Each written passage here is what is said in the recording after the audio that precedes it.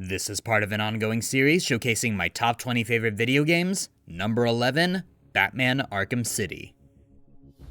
Before Batman Arkham Asylum came out, the bar for comic book games wasn't exactly high.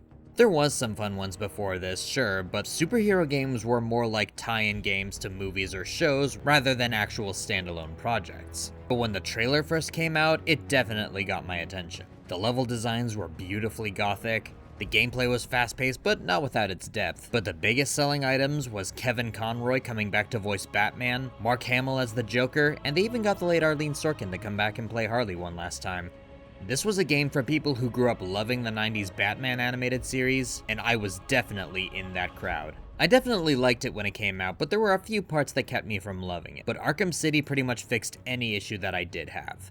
For one, I like that in Arkham City, it doesn't always feel like you're relying as much on detective vision, which was a small problem I had with the first game because most of the time you're using it while you're indoors, so you couldn't really enjoy the level design because you were looking at everything through an X-ray lens. City let me really appreciate the level design and the atmosphere, and I also like that a lot of it takes place more outdoors, so you really get to enjoy this little chunk of Gotham City. But the biggest thing it has going for it is the rogues gallery of villains. Nothing wrong with you.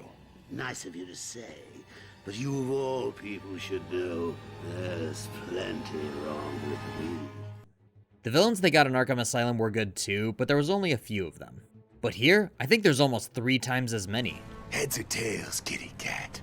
And they weren't sequestered into just being little Easter eggs or references like in Asylum. You don't see hints of Mr. Freeze, the Penguin, or Two-Face. You actually see Mr. Freeze, the Penguin, and Two-Face. They're center focal points of the game.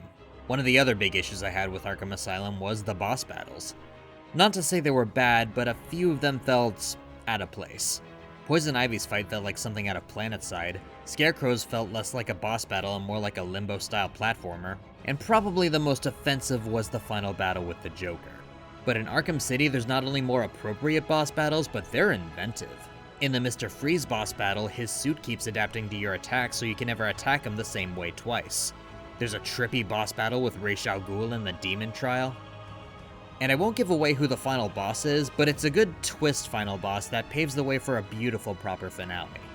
The games that followed were okay, but if this was where the Arkham story would have ended otherwise, I would have been satisfied. I may have liked Arkham Asylum, but if Arkham Asylum revolutionized how comic book games were being made, Arkham City definitely perfected it.